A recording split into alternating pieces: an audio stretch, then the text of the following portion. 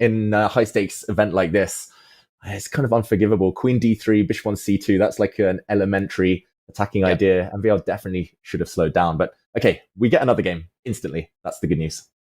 It is the good news. You could make the argument that a longer break might be more desirable, but if I'm MVL, I want to get straight into the next game, especially with the white pieces, and hopefully strike back. And we see a very trendy line of the Sicilian. It's the accelerated dragon, where black very quickly fianchettos the bishop, and there were some forced draw lines, which I'm glad the players didn't go into there. MVL definitely not wanting that with the white pieces. But okay, we get a Maroczy bind. What do you make of this? Good news for Maxime? All the pieces on the board for a while in this opening? Agree. Yeah, I feel like the Maroczy bind, just in terms of the structure, when you have the c4, e4 pawns like that, has to be a good thing in general. I think most top players always want this structure if they can get it. Easy development. Of course, lots to watch out for. You have to kind of safeguard many pawns, many squares. But the rewarding thing, if you do take care of those things, is you have more space and much better outlook for the future. So I think he'll be happy to have a position that at least has a good future if he can manage the opening and middle game. Yeah, very hard to get attacked here with white. So you're very stable, very solid for a long, long time. Extra space. Magnus loves these positions with the white side. So I think psychologically, maybe nice to play it, the structure against him. Yeah, I think good choice by Maxime, and early days, of course, but yeah, you got to recover from that last blow. That was crazy stuff. So unexpected. This whole tournament, Aman, it's always throwing up these things when we least expect it. Absolutely. This entire event has been wild, and I was never going to expect that the grand final would be any different. Bishop e2 played. I mean, a simple castling intended here. White always has in reserve moves like h3 or f3. And rook to c1 after knight d7, just to take care of the knight on c3. I mean, this is a kind of a pseudo pawn sacrifice, but I don't think Magnus has his eyes on the a2 pawn. Well, you never know. He's pausing here, Magnus. I don't. Or maybe if it was like a must-win game with black and he's playing a lower-rated opponent, then you think about giving up your beautiful bishop and grabbing a flank pawn like this. But I agree. Even if there's I don't see any immediate refutation, I've got to admit. But yeah, I will say that. And yet he castles, which is probably the safer choice. The knight on d7, moves out of the way to facilitate the bishop on g7 being active. But another idea is the knight simply wants to reroute to the c5, e5 squares. And I have seen quite a lot of the time the pawn on f7 actually makes its way up to f5, more likely when the bishop on c8 could recapture. Yeah, once this knight moves out the way, you're right. I'm very surprised by Magnus's last move. He's been dancing around with his queen a bit. That's the third time she's moved out. She lands back on d8, her starting square. And that is the signal for Maxime to go forward. And Magnus maybe just wants to set up in a hedgehog-esque type of structure. All the pawns on the 6th rank, and he's just going to ask Maxime to come at him. And Maxime needs no further invitation. That this is where we get into the players' styles. F4 is not a move that this position requires. There's lots of slower ways to play, but definitely F4, a very Maxime move. He's taking control of the e5 square in the center that a lot of Magnus's pieces would want to use, and he's reserving attacking ideas with pushing forward with f5 in the future. Yeah, super flexible for both sides. We should mention maybe Maxime feels a bit more responsibility to do something, partly because of the match score, partly because with the space, you often feel like you are the one who kind of needs to make a decision. Magnus will just slowly, don't even know what he's going to do, to be honest, but he'll slowly creep forward if he can, maybe put some pawns forward, maybe start bringing his pieces towards the center. But yeah, I do really like these positions. I'm slightly biased in white's favor, generally, Aman. Right. And maybe this is also a bit of gamesmanship by Magnus. He knows that MVL is going to feel compelled a little bit to kind of maybe overpress. So he's giving him one of those positions where maybe that's possible. And it's not to say that every advance here is going to be incorrect, but we're definitely going to get that type of game where Magnus is almost looking to rebound and look for counterplay off of MVL's decisions. Yeah, and there we go. Already the first little tussle on the queen side. Both sides are kind of bluffing with pawn sacrifices or kind of bishop for knight exchanges. it was Mhm. possible there to wreck White's pawn structure, I should say, but again, it comes at the cost of your beautiful dark square bishop, and Maxime's rook would have opened up. Now, White should not get tempted to take on c5 and take this pawn on a4, because at the very end of the variation, the black bishop would come and would have come to d4, pinning the white queen. That would have been a bit nasty. Okay, bishop Yep. g4. Feels like they're tiptoeing around each other here. It does, yeah. And I have to say, at least visually, it feels like Magnus has accomplished a little bit more. Looking at the knight on c6 and kind of expecting maybe knight a5 in the near future, hitting c4, hitting the b3 square, also opening up the bishop on b7. And I was even considering, on the last move, I was considering it, but in general, the move f5 by black could be a sneaky way to actually open up lines for black to use against White's position. Yeah, definitely. I think Magnus, if he were forced to, he might have played f5 last move, but yeah, he's happy to build up. He probably feels quite comfortable knowing that Maxime hasn't really improved White's position too much in the last 3 or 4 moves. I don't like the fact that he kind of played rook c1 and then back to b1. Rook doesn't make a great impression there. And bishop d4 does feel like a kind of one mover. And maybe he'll just get the queen out the way Magnus next, and then he'll bring his rook to the center or decide on f5. Maxime loses a tempo. He drops back with his bishop again. Ugh, feels like he's just waiting here.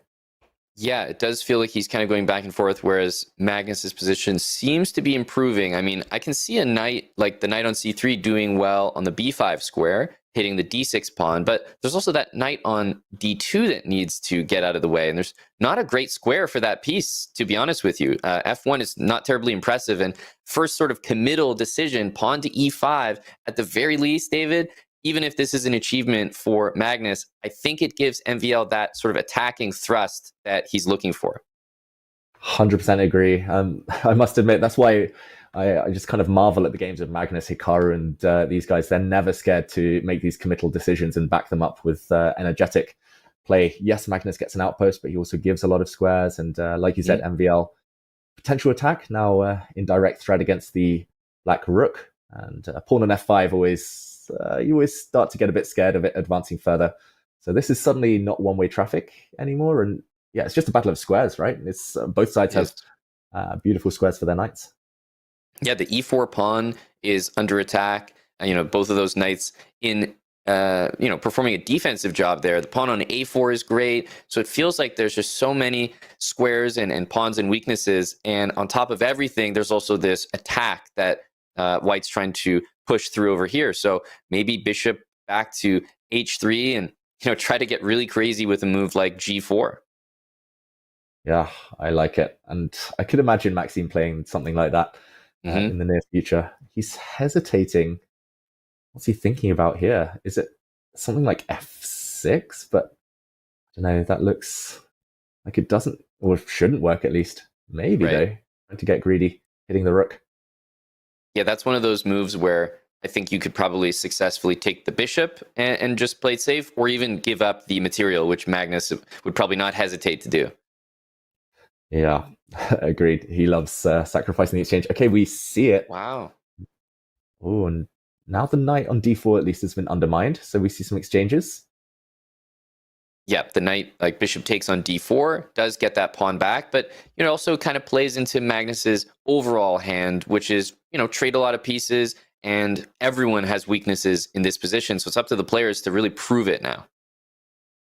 Yeah, it's level material, we should remind everyone, but you're 100% right. It's all about the remaining weaknesses here. And normally I do quite like knights. If the queens are on, for example, the white queen could combine with the knights and maybe some dark square weaknesses for black. But queen exchange, it's Magnus Carlsen, it's an endgame. I can't see him being in too much trouble here. E4 maybe going to drop off for d6. We'll see a bunch of exchanges now. Yeah, all those weak pawns that we were talking about earlier are starting to just fall off one by one. And it's a good reminder in these positions that you always want to be, creating a threat. You don't see Magnus playing rook d8 to guard his weak pawn. You see him playing rook e8 to make a threat on White's weak pawn. Just always, always playing active ideas. Yeah, exactly. Every move counts, and you always want to be quicker in the race. Magnus, though, making a bit of a face there. Maybe thinking that he's not gotten any advantage here, but it doesn't look like he's worse either, which is good news for him. A draw in this game maybe looking likely, Aman, just due to the reduced material here. Yeah, certainly a great chance, and of course, with the target score of 2.5 points, a draw putting Magnus back with the white pieces just in the overall match puts him in a fantastic position to even close it out in 3 games. So I'm sure he's not thinking that far ahead right now, but what he definitely knows is draw is a perfectly good result. Yeah, game by game, move by move, and all that stuff. And okay, we see the first exchange of pawns. Just like you said, every move comes with a threat. Black takes with the bishop first in order to force this exchange. And okay, more pawns dropping. It's 4 versus 4.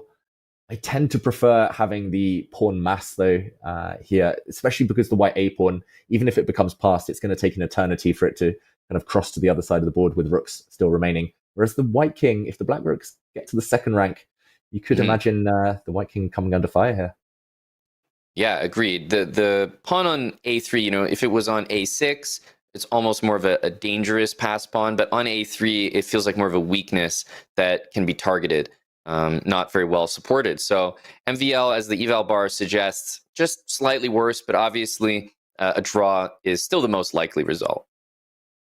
Yeah, I think the dream here for white would be to trade off all the rooks, and then the a pawn becomes a real kind of outside threat. And there we go. He actually prepares to push that pawn forward. Who would you pick in this position? Well, I definitely pick Magnus. It feels like the kind of position that he's just really happy to be in, where the results that you're playing for are all in his favor. I could see him even winning this position. Rook c2, by the way, is a move that indicates that desire. If a4, a5, a6, Magnus is looking at counterplay. Like he wants to move the knight and bring his other rook into the e2 square. Oh, MVL's just ignoring that idea though. Uh-oh. Okay, knight trade. I thought he'd play like knight c5. Yeah, I agree. Knight c5, knight g5. I was looking at very aggressive options, but with the a-pawn going and the nature of the position, I think he wanted to play it safe with knight d2. But rook e3 it's almost MVL saying, like, I'm not quite done with this game just yet. Yeah, nice move. I think Magnus might have missed this one. Counterattacking, offering a rook trade. So the knights will remain on the board, at least for a move or two longer. To trade or not to trade first. Rook takes e3. Maybe he's going to run Magnus, but then, yeah, I don't know. It just feels like Magnus, just with his last move, might have let MVL back in the game. Yeah, just a little bit. It does feel like that momentum-wise. And with the rook going over to the c file, the rooks cannot double on the second rank as easily because they're on the same file now. And an interesting thing is if all the rooks disappeared and it was a knight endgame, white would be doing pretty well with that pass pawn all the way on the a file. Yeah, so it's all about which pieces to trade every endgame here. Clocks are ticking, no increments. I wouldn't mind seeing a time scramble, I've got to admit. Very different from the previous game, which is a good thing for MVL.